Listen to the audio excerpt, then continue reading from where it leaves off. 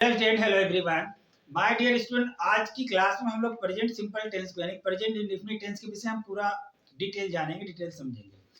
और सबसे पहले प्रेजेंट सिंपल टेंस के विषय में पढ़ने से पहले मैं आपको एक चीज बताऊं कि वाक्य कितने प्रकार के हैं, यह जान लेना जरूरी होता है। माय डियर चिल्ड्रन, वाक्य होते हैं 5 प्रकार के। 5 प्रकार, जैसे कि अगर आपने देखा होगा कि वाक्य होते हैं 5 प्रकार के। यहाँ मैं आपको बताने की कोशिश करता हूँ। पहला वाक्य होता है असर्टिव, ASSERT, असर्टिव सेंटेंस होता है। पहला असर्टिव सेंटेंस होता है। असर्टिव दो भागों में बटा होता है माय डियर चिल्ड्रन। एक होता है अफर्मेटिव, एक होता है अफर्मेटिव और एक को हम कहते हैं नेगेटिव। Affirmative, negative. अफर्मेटिव का मतलब होता है सकारात्मक वाक्य। क्या कहेंगे आप? सकारात्मक वाक्य। क्या कहेंगे आप? सकारात्मक वाक्य आप कहेंगे। और दूसरा होता है नेगेटिव, जिसे आप कहते हैं नकारात्मक वाक्य आप कहेंगे। ठीक है, तो यानी ले देकर इनकी गणना एक में होती है, यानी जिसे आप अफर्मेटिव नेगेटिव, अफर्मेटिव नेगेटिव, यानी असर्टिव सेंटेंस को, जो हमारा असर्टिव वाक्य होता है, इसमें दो भाग होते हैं, एक अफर्मेटिव और दूसरा नेगेटिव। ठीक है, दो हो गए। इसके बाद आता है आपका इंट्रोगेटिव, इंटेरोगेटिव, इंटेरोगेटिव। इंटेरोगेटिव का मतलब होता है माय डियर चिल्ड्रन प्रश्नवाचक वाक्य। क्या कहेंगे? प्रश्नवाचक वाक्य। इंट्रोगेटिव का सेंटेंस का मतलब होता है प्रश्नवाचक वाक्य, यानी ऐसे वाक्य जिससे प्रश्न पूछे जाए। क्या तुम स्कूल जाते हो?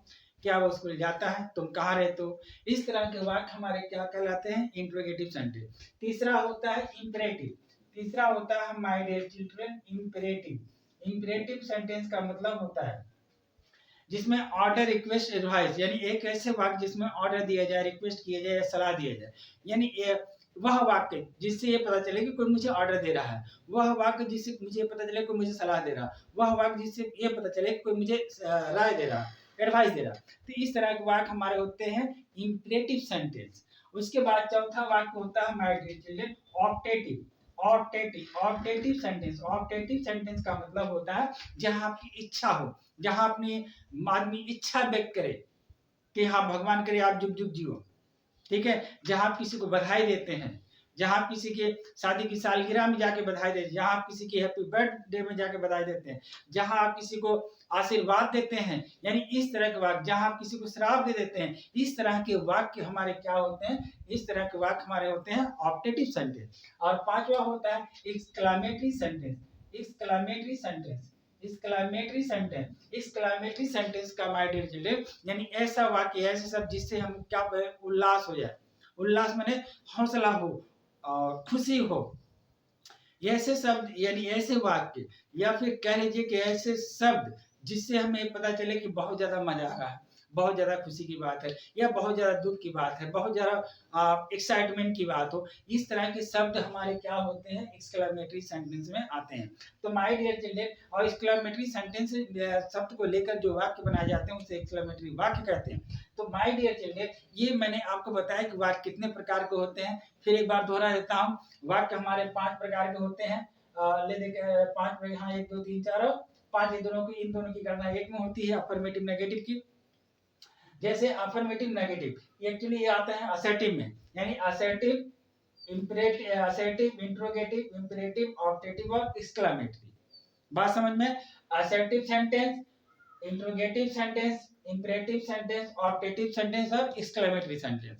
असर्टिव में दो होते हैं, एक इंपेरेटिव होते हैं, एक नेगेटिव होते हैं। इंपेरेटिव का मतलब होता है सकारात्मक, नेगेटिव का मतलब होता है नकारात्मक। इंट्रोगेटिव का मतलब होता है ऐसे वाक्य जिनसे हमको प्रश्न पूछे जाते हैं, उसे हम इंट्रोगेटिव सेंटेंस कहते हैं। इंपेरेटिव सेंटेंस वो होता है जिस वाक्य से पता चले या जिस शब्द से पता चले कि मुझे कोई ऑर्डर दे रहा, मुझे कोई रिक्वेस्ट कर रहा, मुझे कोई सलाह दे रहा, उसे उस तरह के वाक्य को हम समझते हैं इंपेरेटिव सेंटेंस। ऑप्टेटिव का मतलब होता है जहां आपकी विश हो, इच्छा हो, जहां आप किसी को आशीर्वाद दे रहे हो, जहां आप किसी से आशीर्वाद पा रहे हो, जहां आप किसी के बर्थडे सेलिब्रेट कर रहे हो। यानी इस तरह के बाद जब आप इस तरह के फंक्शन या इस तरह के आपकी जो आप नए साल की बधाई देना चाहते हो, यानी जहां आपकी विश हो, किसी को बधाई देना, किसी को श्राप देना, ऐसे शब्द या इस तरह उन शब्दों से बने वाक्य हमारे क्या कहलाते हैं? Optative sentence. एक्सक्लेमेटरी का मतलब होता है जहां बड़ी खुशी की बात हो, जहां बड़े दुख की बात हो, इस तरह के वाक्य हमारे क्या कहलाते हैं? Exclamatory sentence. आई होप ये बातें समझ में आ चुकी होगी। आगे चलते हैं। आइए अब हम बात करेंगे my dear student present indefinite tense. Present indefinite tense देखिए, अफर्मेटिव यानी प्रेजेंट इंडेफिनिट टेंस में क्या है? Affirmative, negative, interrogative, intro plus negative और WH word.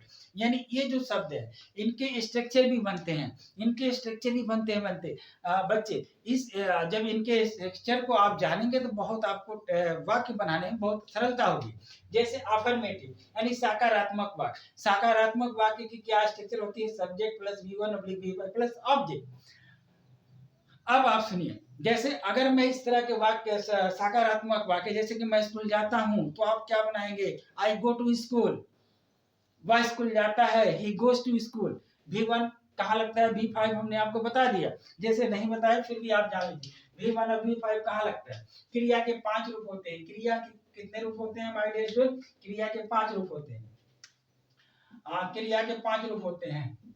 V1, V2, V3, V4 और V5। सॉरी, क्रिया के 5 रूप होते हैं।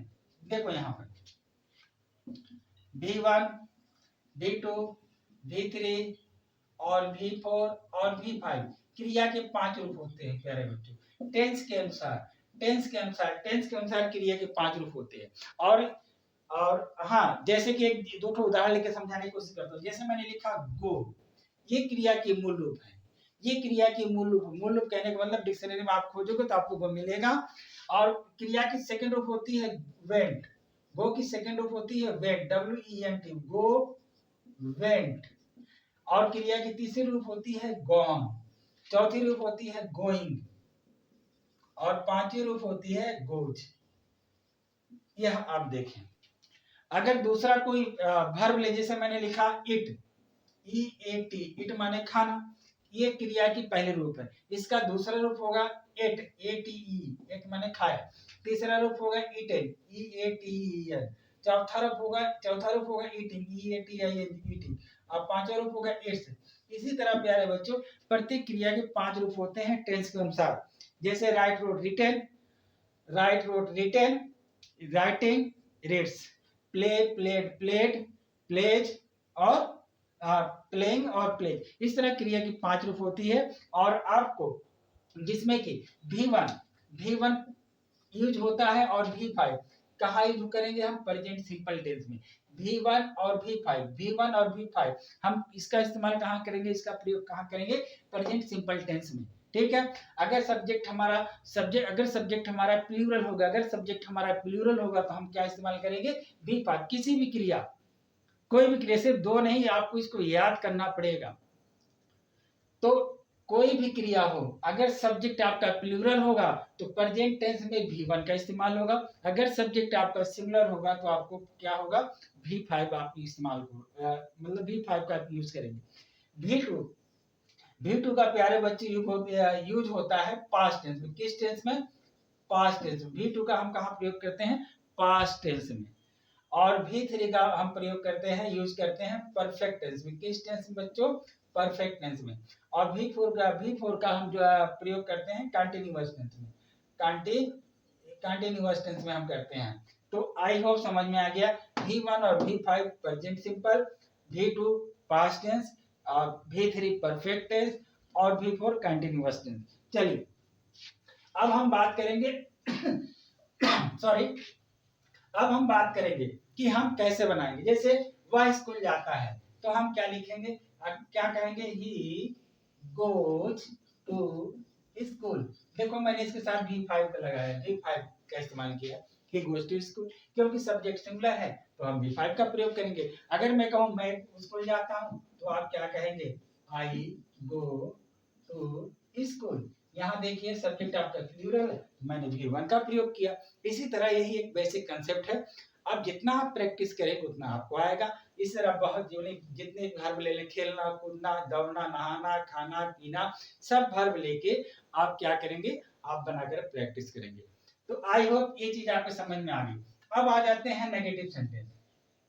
नेगेटिव सेंटेंस क्या है? इसका स्ट्रक्चर होता है subject plus does oblique do plus not plus V one plus object. जैसे मैंने पहला वाक्य लिया था कि वह स्कूल जाता है, मैंने पहला वाक्य लिया था कि वह स्कूल जाता है, तो अब इसका नेगेटिव क्या होगा कि वह स्कूल नहीं जाता है, वह स्कूल नहीं जाता है।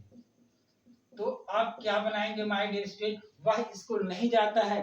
तो यहां देखिए ये डज, यहाँ यहाँ यहाँ ये डज का प्रयोग हम कहाँ करेंगे? डज का प्रयोग हम सिंगुलर सब्जेक्ट के साथ करेंगे। जैसे वह स्कूल नहीं जाता है, क्या होगा? He does not go to school. क्या हम लिखेंगे? He does not go to school, क्योंकि सब्जेक्ट सिंगुलर है तो इसके साथ डज का प्रयोग करेंगे। अगर मैं कहूं कि मैं स्कूल नहीं जाता हूं, तो आप क्या कहेंगे? मैं हिंदी अब मैं लिख रहा हूं आई, तब आप क्या कहेंगे? I do not go to school. तब आप क्या कहेंगे? I do not go to school. अब आपके समझ में आ गया, सब्जेक्ट सिंगुलर होगा तो डज का प्रयोग, यानी does not. Subject plural, sorry, subject singular होगा तो डज नॉट का प्रयोग करेंगे, सब्जेक्ट प्लूरल होगा तो डू नॉट का प्रयोग करेंगे। ये आपकी था नेगेटिव, अफर्मेटिव और नेगेटिव। अब आ जाइए इंट्रोगेटिव सेंटेंस। इंट्रोगेटिव का चर्चा थोड़ा सा हम विस्तार करेंगे, लेकिन अभी इनिशियल स्टेज में आप समझ लीजिए। अगर मैं कहूं क्या वह स्कूल जाता है, क्या वह स्कूल जाता है, क्या वह स्कूल जाता है, यहां देखिए इंट्रोगेटिव, वह आपका क्या है?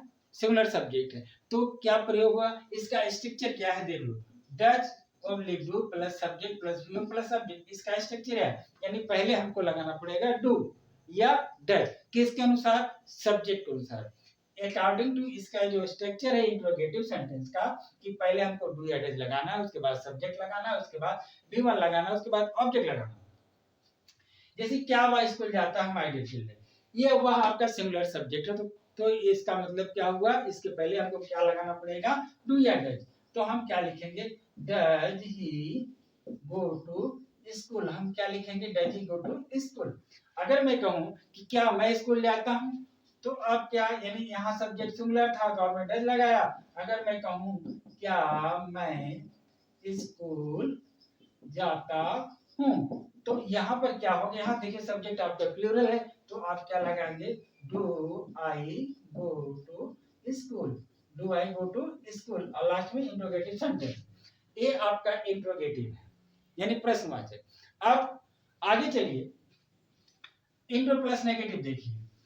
Intro plus negative, intro plus negative, intro plus negative क्या होता है? जरा देखेंगे जरा ध्यान से, कि क्या वह स्कूल नहीं जाता है। इंट्रो प्लस नेगेटिव मतलब क्या होता है? जहां जिसमें प्रश्न इंट्रोगेटिव, जिसमें कि प्रश्न पूछने वाले भी शब्द हैं और नकारात्मक भी हो, उसे हम इंट्रो प्लस नेगेटिव कहते हैं। जैसे क्या वह स्कूल नहीं जाता है, क्या वह स्कूल नहीं जाता है, नहीं जाता है। ये देखिए यह वाक्य से हम कहते हैं, इस तरह के वाक्य को हम लोग कहते हैं इंट्रो प्लस नेगेटिव सेंटेंस। यानी क्या वह स्कूल नहीं जाता है, तो सब्जेक्ट आपका सिंगुलर है, इसका स्ट्रक्चर क्या है? Do does plus subject plus not plus V one plus object. तो आप इसे कैसे बनाएंगे? क्या वह स्कूल नहीं जाता है, तो क्या आप लिखेंगे? Does he not go to school. क्या लिखेंगे? Does he not go to school, और लास्ट में प्रश्नवाचक चिन्ह। अगर यही सब्जेक्ट आपका प्लूरल हो जाए, क्या तुम स्कूल, अगर मैं कहूं क्या तुम स्कूल नहीं जाते हो, तो क्या हो जाएगा? देखो जरा, क्या तुम स्कूल नहीं जाते हो, क्या तुम स्कूल नहीं जाते हो, तो क्या बन जाएगा? Do you not go to school. क्या बन जाएगा? Do you not go to school. ये बातें आपके समझ में आ गई, यानी affirmative, negative, interrogative plus intro plus negative. अब बात आ गई डब्ल्यूएच पे। जैसे इसको मिटाएं, अगर मैं कहूं तुम कहां जाते हो, जैसे अगर मैं कहूं कि तुम कहां जाते हो, तुम कहां जाते हो। अब देखो, इसमें भी प्रश्न पूछा जा रहा, लेकिन इसमें प्रश्न पूछने वाला शब्द वाक्य के बीच में है, तुम कहाँ जाते हो, तुम क्या करते हो, तुम कहाँ रहते हो, तुम कब सोते हो। यानी ऐसा वाक्य जहां प्रश्न पूछने वाला शब्द वाक्य के बीच में आ जाए उसे WH का प्रश्न मानते हैं। और अक्सर होता भी क्या होता ही वही है, जैसे तुम कहाँ जाते हो, तो अब देखो पूछने वाला शब्द कहाँ है, कहाँ, तो कहाँ की अंग्रेजी क्या होती है, वेयर। इसका स्ट्रक्चर क्या होता है, WH plus does oblique do plus subject plus verb plus object. अब देखो जरा देखो ध्यान देखो, तुम कहाँ जाते हो, ये देखो इसका सब्जेक्ट आपका प्लूरल है वेयर। अब देखो यहाँ जरा देखो इसका सब्जेक्ट आपका प्लूरल है, तो WH यानी जो पूछने वाला कहाँ की अंग्रेजी क्या होती है, वेयर। अब यहाँ सब्जेक्ट के अनुसार डू और डज लगाना, सब्जेक्ट आपका प्लूरल है, तब आप क्या लिखेंगे, वेयर डू यू गो, तुम कहाँ जाते हो, तुम क्या पढ़ते हो, व्हाट डू यू रीड, वह कहाँ जाता है, वेयर डज ही गो। यानी इस तरह करके आप WH बना लेंगे। अब हमने कहा था कि अब हम आपको थोड़ा सा इंट्रोगेटिव के विषय में थोड़ा डिटेल से बात करेंगे। आइए देखिए interrogative, my dear children, interrogative की बात करूं, INTRROGATIV, interrogative sentence. Interrogative sentence दो प्रकार के होते हैं माय डियर चिल्ड्रन। एक का शुरुआत, एक यानी ये वह वाक्य यानी एक की शुरुआत हम करते हैं किससे, यानी हेल्पिंग वर्ब यानी डू और डज से बनता है। यानी एक वाक्य जो है इंट्रोगेटिव का जिसका प्रयोग हम डू और डज यानी हेल्पिंग वर्ब से बनता है, दूसरा WS से बनता है, ठीक है। और जो डू और डज का जहाँ प्रयोग होता है उस वाक्य की शुरुआत क्या से होती है, उस वाक्य की शुरुआत किससे होती है, क्या से होती है, यानी वह वाक्य, वह प्रश्नवाचक शब्द, वह प्रश्नवाचक वाक्य जिसकी शुरुआत क्या से हो वो किससे बनेगा, डू और डज से बनेगा।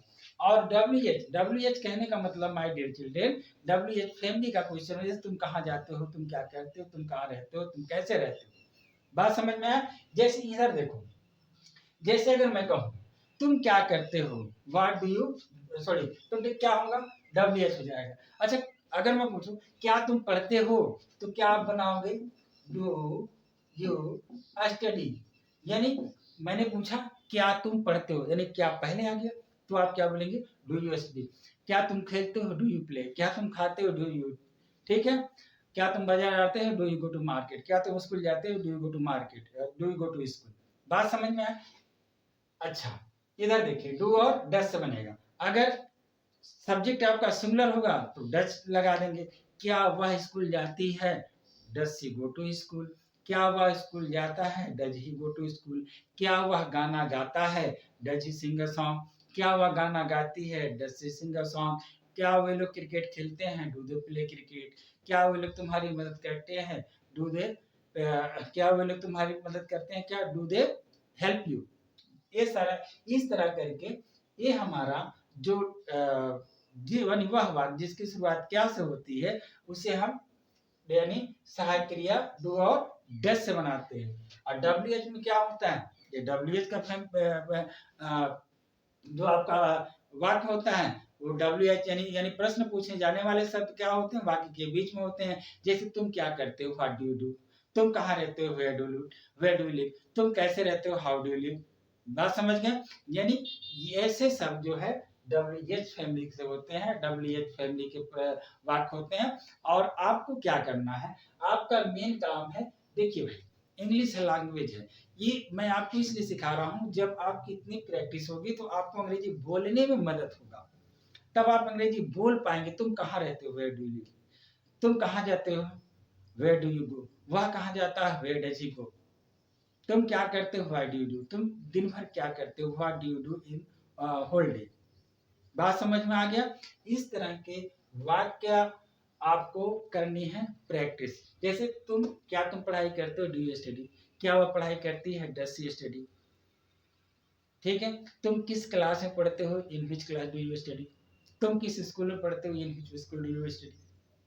इस तरह करके आपको करना है प्रैक्टिस। आप बोलिएगा, आप मेहनत करिएगा, थोड़ा मेहनत तो करना पड़ेगा, प्रैक्टिस करना, ज्यादा नहीं। अगर आप आधे घंटे 1 घंटे का समय देते हैं दैट्स इनफ, ठीक है। बाद बाकी आप अदर सब्जेक्ट है वो आप पढ़िए, लेकिन 1 घंटा आप प्रैक्टिस करते हैं तो आप जान लीजिए आपका अंग्रेजी डे बाय डे इम्प्रूव करते चला जाएगा। मेरे साथ रहिएगा, एक दिन आप बहुत अच्छी बोलने भी लगेंगे, अंग्रेजी लिखने भी लगेंगे, आपकी अच्छी सुधार हो जाएगी। तो माय डियर चिल्ड्रन, अभी ये क्लास में यहीं ख़त्म करता हूँ। मिलता हूँ मैं आपसे नेक्स्ट अगले किसी वीडियो में, तब तक के लिए थैंक यू। जय हिंद।